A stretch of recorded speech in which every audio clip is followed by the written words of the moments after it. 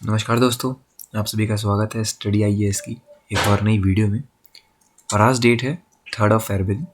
आज के दिन हम लोग एक्सप्लेन्ड पेज को डिस्कस करने वाले हैं।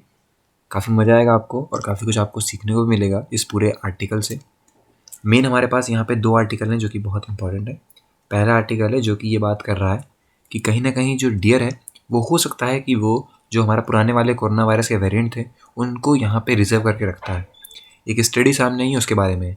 और दूसरा and the most important article है दोस्तों, जो कि लोगों को बताना चाहता है कि आखिर किस तरीके से आप लोग अपने लिए एक राइट टैक्स रजीम ढूंढ पाएंगे, किस तरीके से आप पता लगा पाएंगे कि आप लोगों के लिए कौन सी वाली जगह ठीक है और कौन सी नहीं है। ओके, धीरे धीरे करके हम लोग दोनों आर्टिकल को डिस्कस करेंगे। दोनों ही बहुत इंपॉर्टेंट है और काफ़ी इंटरेस्टिंग भी है। ओके, आगे बढ़ने से पहले दोस्तों आपको बताना चाहूँगा अनअकैडमी की परफॉर्मेंस पिछले 2 सालों से आप लोग देख सकते हैं काफ़ी बेहतरीन चलती हुई आ रही है। आप लोगों के लिए 4 फरवरी तक ऑफर अवेलेबल है, जहाँ पे आप लोग बेनिफिट ले सकते हैं यूपीएससी के नोट्स का, जो कि आपको फ्री मिल रहे हैं अगर आप लोग सब्सक्राइब करते हैं 2 साल या फिर उससे ज़्यादा के लिए, तब आपको ये बेनिफिट मिल रहा होगा।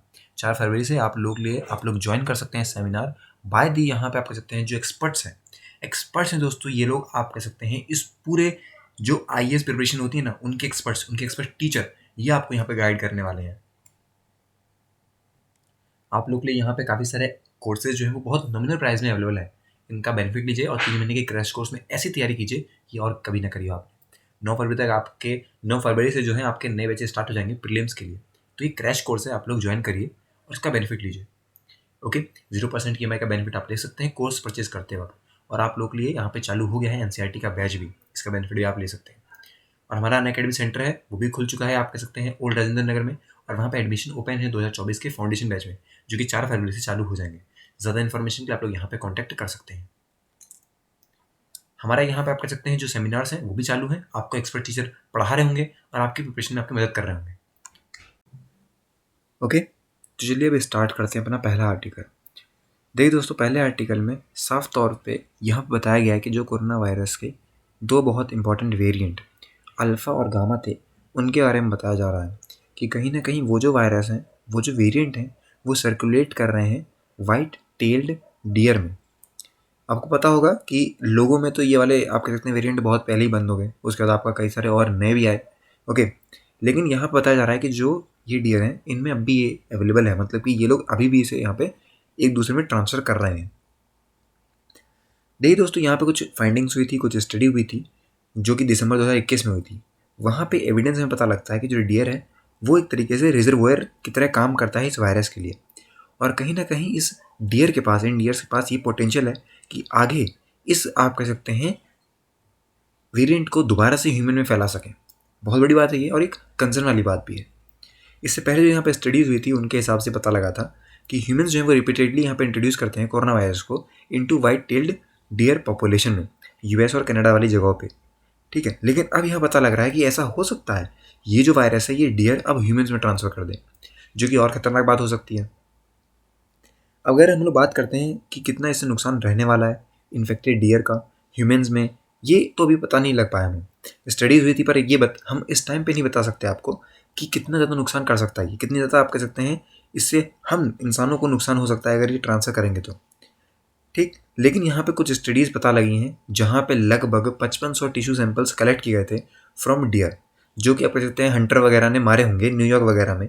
वहाँ से हमें कुछ स्टडीज़ फाइंडिंग पता लगी हैं।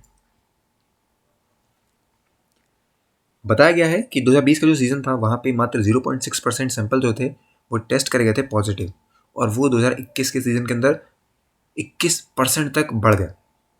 बहुत बड़ी बात है ये।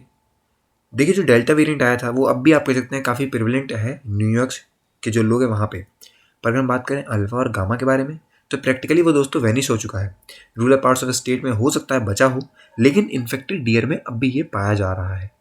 इसका खतरा, इसके कंसर्न्स यहाँ पे आप कह सकते हैं centre for disease control and prevention ने पहले ही बता दिया कि जो भी यहाँ पे डियर हंटर हैं वो सावधान रहें और अपना काम अपनी सावधानी के तौर पे करें।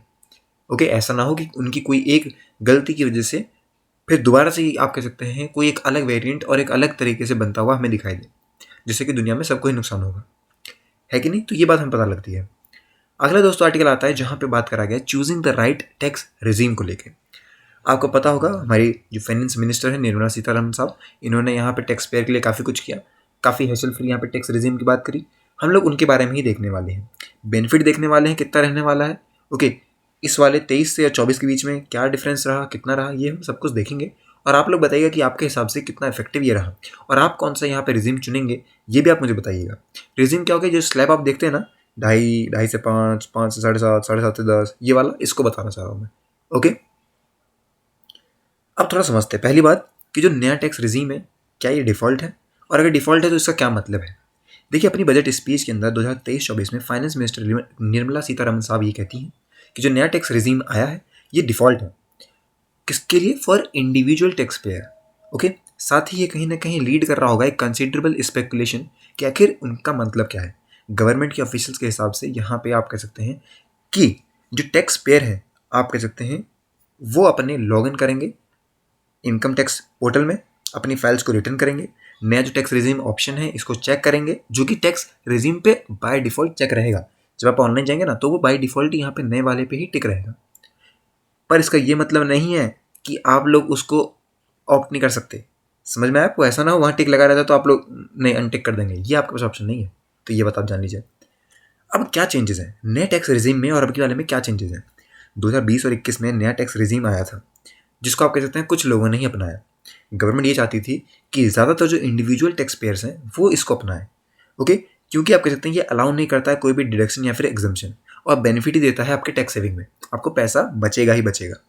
सीतारमन साहब ने यहाँ पे चेंज कर दिया और इसको ऑफर कर दिया सबके लिए। अब आप कह सकते हैं जो लेटेस्ट बजट है यहाँ पे सबसे जो अट्रैक्टिव वर्जन है वो इस टैक्स रिजीम का ही है। पूरा स्कोप यही है दोस्तों इनका कि यहाँ पे आप कह सकते हैं कोई भी जिसकी एनुअल इनकम 7 लाख नहीं है बेसिकली, ओके, उसको पैसा नहीं देना है। और ये बहुत आप कह सकते हैं बड़ी चीज़ है, कोई भी क्लेम डिडक्शन नहीं कर सकता उस पर। यहाँ पे जो गवर्नमेंट के ऑफिशियल्स हैं उन्होंने भी एस्टिमेट लगाया था कि 1 crore income tax return files को बेनिफिट मिलना ही मिलना चाहिए इस वाले स्टेप से। थोड़ा सा मैं आपको यहाँ पे ये ग्राफ जो आप कहते हैं डेटा टेबल है ये दिखाना चाहूँगा। अगर आप देखेंगे बेनिफिट्स अंडर नए टैक्स रिजीम में तो आप देख पाएंगे कि जो फिस्कल ईयर 23 और 24 है इसके डिफरेंस को आप देख पाएंगे। वैसे तो यहाँ पे कोई चीज़ आपको नहीं देखने को मिल रहा होगा, लेकिन अगर आप यहाँ बेनिफिट देखेंगे तो आपको ऑब्वियसली यहाँ बेनिफिट ही देखने को मिल रहे हैं। अभी बात करें फिस्कल 24 वाले के लिए तो वहाँ पे जो 3 लाख है उस तक के लिए 2,500 रुपये का फ़ायदा आपको हो रहा है, और जो जितना भाई आगे बढ़ता है टैक्स उसको यहाँ पे उतना ही फ़ायदा होता है। लास्ट यहाँ पे 37,500 जाता है, बहुत बड़ी बात है ये खुद में। और इन सब चीज़ों को यहाँ पे इन्होंने ऑफिशियली बताया भी है। स्टैंडर्ड जो यहाँ पे डिडक्शन होते हैं वो एक्सटेंड करे गए हैं नए टैक्स रिजीम में, और इस तरीके से ये सबको ही बेनिफिट दे रहा है।